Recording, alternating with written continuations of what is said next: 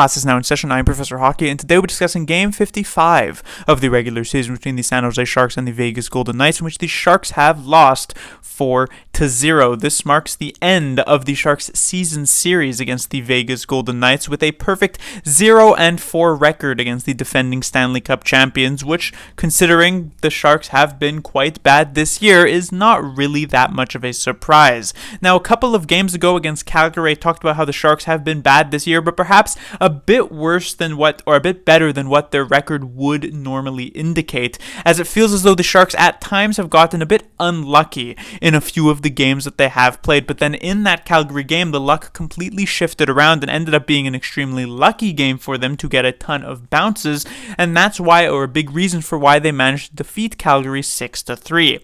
Here tonight is also a very perfect view of exactly what I was talking about when I was mentioning the unlucky sense for the San Jose Sharks, because here tonight, were the Sharks the better team than the Golden Knights? You could definitely argue that that was not the case, especially in that first period. The Golden Knights definitely took it to San Jose a bit and piled on not one, not two, but 3 goals in the opening 20 minutes. Having said that, though, the Sharks actually got their fair share of chances, especially as this game wore on, but in a combination of just some bad bounces like pucks stopping right near the goal line, as well as some posts and crossbars here or there. Not only do the Sharks actually lose this game, but for the 9th time this season, a franchise high, or at least tied for a franchise high, the Sharks are shut out, and this is actually by the Golden Knights for a 2nd time this season. And like I said, this definitely could have been a game in which the Sharks easily could have had at least 1 or 2 goals to make this somewhat more respectable. But instead, what happens here in the first period, the Sharks,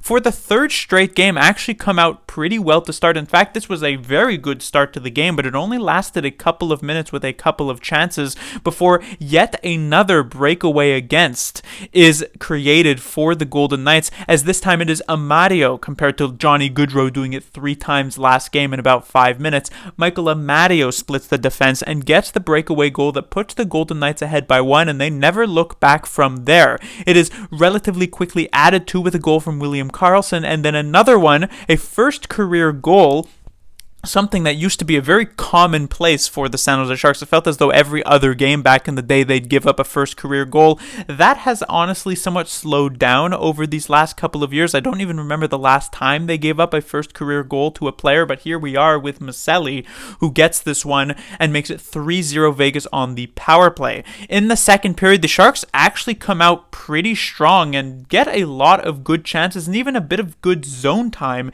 in the offensive zone against the Golden Knights, but never actually managed to generate a goal in this one, like I mentioned. And instead, it was the Golden Knights getting the only score in the middle frame, coming with about 90 seconds remaining to make it 4-0 and really help put this game away. And while the third period was still decent for San Jose, it doesn't end up amounting to anything. 0 goal scoring either way, and it is a 4-0 victory for the Golden Knights.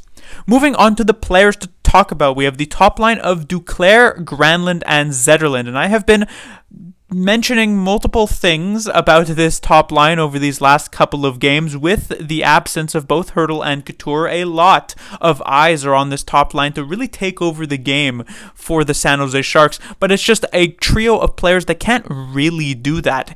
As I mentioned, even in the previous game in which they scored the only 3 goals for the San Jose Sharks that night, it didn't really feel as though they were in control of that game, but more so that they happened to get a few good chances here or there, and primarily Anthony Duclair, and then of course Zetterlund on the power play. But the issue with that is that when you're against a pretty bad team equal to the San Jose Sharks, like the Columbus Blue Jackets, those chances do exist. But when you are against a very good team like the Vegas Golden Knights, a defending Stanley Cup champion team that knows how to play the game the right way, these chances are much, much less available. And you could see that this line kind of fell apart when that situation occurred. There was maybe like 1 good chance for this trio of players. I think it came from like Zetterlund in the second period. But besides that, these players found themselves mostly in the defensive zone. And then the moment they stepped foot in the offensive zone, they got 0 forecheck working, 0 real strong zone time, because against a Golden Knights team, you have to be able to outwork them, because they're not frequently going to make these huge mistakes.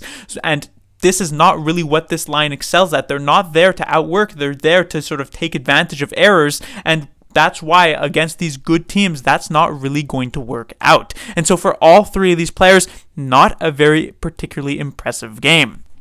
Then we get to the second line. So it is Eklund and Kunin actually being joined by Mike Hoffman. I was pretty praiseworthy of Hoffman in the previous game against the Columbus Blue Jackets, and very clearly David Quinn agreed with me, and as such, Hoffman was bumped up to this second line. But I'd like to also revisit what I specifically mentioned about Mike Hoffman and how up and down he has been, and I gave the exact example of him putting up a strong performance in a bottom six role, then being jumped up to the top six because the Sharks have a lack of a better option, and then him just disappearing for like 3, 4, 5 games in a row. And it felt as though that's exactly what happened here tonight. After a strong performance on the fourth line against the Columbus Blue Jackets, he comes here a second line playing with better players like William Eklund, who has been pretty decent over these last few games, and Hoffman just doesn't really do much of anything. His defensive game is not all that impressive. The skill that he showed off with the puck in the previous one against Columbus was essentially absent here tonight against the Vegas Golden Knights, and so he was just not an effective forward for San Jose on the day absolutely at all. And the same would go, I would say, for Luke Kunin, who just didn't exactly get to contribute much at all. And one thing that should be noted about some of these Golden Knights goals is that a lot of the times this is just, again, some mispositioning in the defensive zone and some lost battles in front of the net. And Kunin specifically had one of these issues on the Keegan Kolesar goal. He is just too slow to recognize the danger that Kolesar poses at the side of the net, is unable to get his body and stick onto Kolesar, who is able to get the easy tap-in goal that really put this game away 4-0. But he is not the only forward who made such a mistake. Zetterlund, who I didn't talk about his mistake a bit earlier when I was talking about him, but he also lost a battle in front of the net. This one to William Karlsson. This one even more embarrassing, I would say, than the lost battle by Luke Kunin, as Karlsson just completely outworks him. That made it 2-0 and really started to turn the game in the wrong direction for a San Jose Sharks team that had come out so strong in those first couple of minutes. So just generally, it was the story of a team who's just working harder than San Jose, who isn't really putting in as much of that effort. When it comes to Eklund on this second line, I thought he was probably the most standout player there, as he usually is. No offense to the two wingers that they are constantly putting with William Eklund, but he's clearly trying to carry this line. And, you know, there were a few offensive chances that I was happy that Eklund managed to receive, and I do think there was also a notable jump in terms of defensive play by Eklund here tonight, in particular when you compare it to his previous game against Columbus, where I thought there were many issues in his game. So I would say maybe like a 5-on-10, 6-on-10 type of performance for Eklund on the day. Then we get to the third line, and this is where things actually get significantly better for the San Jose Sharks. While their first line was quite bad and their second line wasn't anything special, their third and fourth lines were actually rather competitive here against Vegas. And it really starts, in my opinion, with this third line. Both Zadina and Kevin Labanc had really, really strong games. In particular, when we focus on Kevin Labanc, he came back into the lineup against the Columbus Blue Jackets as an opportunity to show what he could do for essentially showcase himself for the upcoming trade deadline in a couple of weeks, to see if maybe there is going to be a team around the league who's willing to take a bite on his relatively large contract. And in that game against Columbus, he was practically invisible and didn't actually contribute much at all on the scoreboard.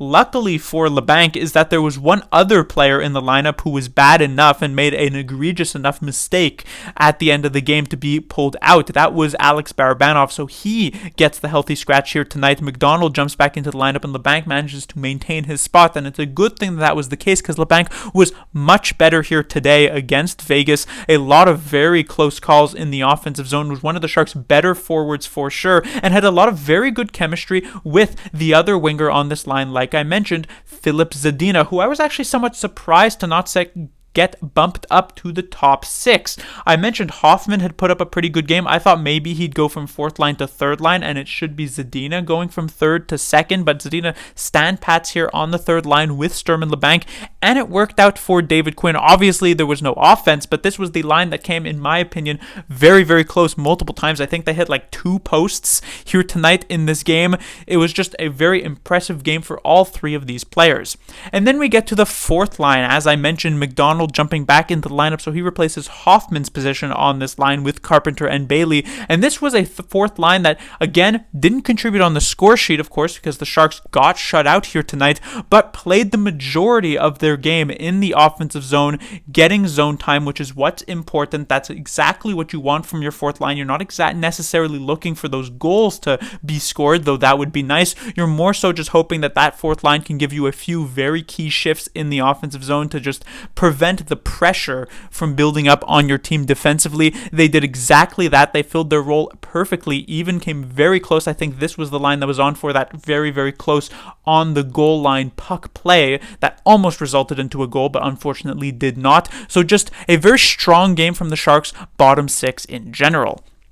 Then we get defensively, and for the top pairing, we saw the Sharks resort to what they had kind of moved towards near the end of that Columbus game, where they shifted multiple players around. So as the top pairing, it is again Ferraro and Emberson. Thrun re-enters the lineup as he gets to rejoin his former defensive partner Jan Ruda, and then Vlasic and Addison as that third pairing. Now let us start off, I would like to, with Henry Thrun here on defense, because he has missed a few games, only like 5 or 6 games missed, but because of the massive break that occurred after the All-Star game, where the Sharks did not play a game for a good 2 weeks. It's actually been about a month since Henry Thrun's last NHL game, so there was perhaps an expected slow start for Henry Thrun's performance, and you could see David Quinn actually slightly eased him into this game, starting him off with slightly lower ice time before it scaled up as the game wore on. But interestingly enough, I actually thought Henry Thrun's performances went quite the opposite. In the early parts of this game, through the first and second period, I thought Thrun's shifts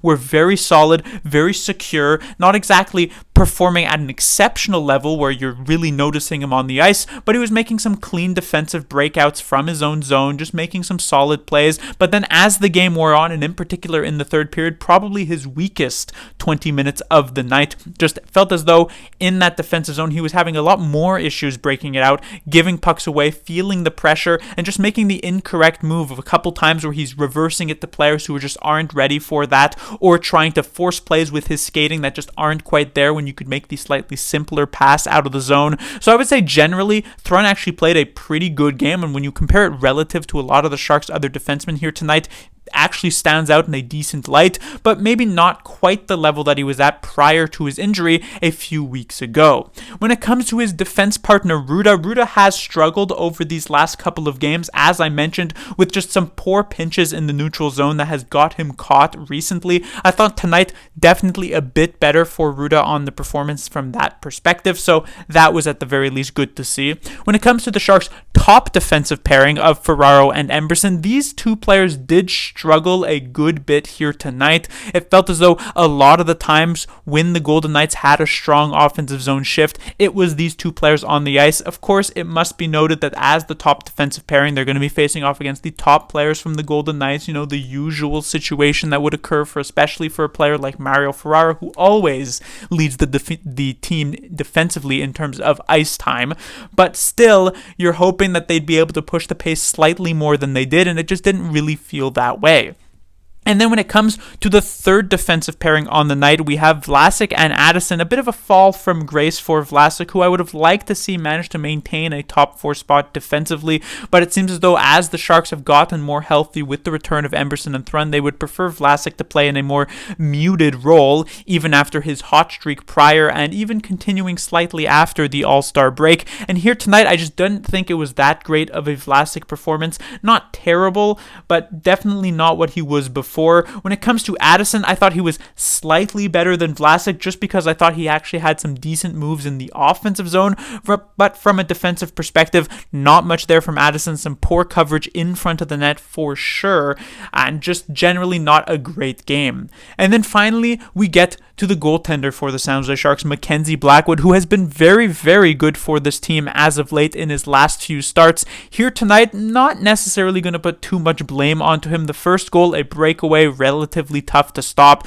The Carlson and Kolesar ones are more so defensive mistakes for the Sharks compared to a goaltending error. And then when it comes to the one power play goal, again, a really difficult stop there. So yes, Blackwood lets in 4 goals. It's not great on paper, but he gets 0 goal support literally essentially 0 goal support, and none of these goals were ones that you would really expect Blackwood to make a save on unless you were like holding him to an exceptionally high standard. So really not that bad of a performance from him. But that will do it for this review. The Sharks will be back in action on Saturday as they get a lot of days off here for probably the last time this season that they're going to have such an extended amount of time off. And we shall see if the Sharks can return to the win column, and also we shall see if the Sharks by then might find themselves back in last place in the league.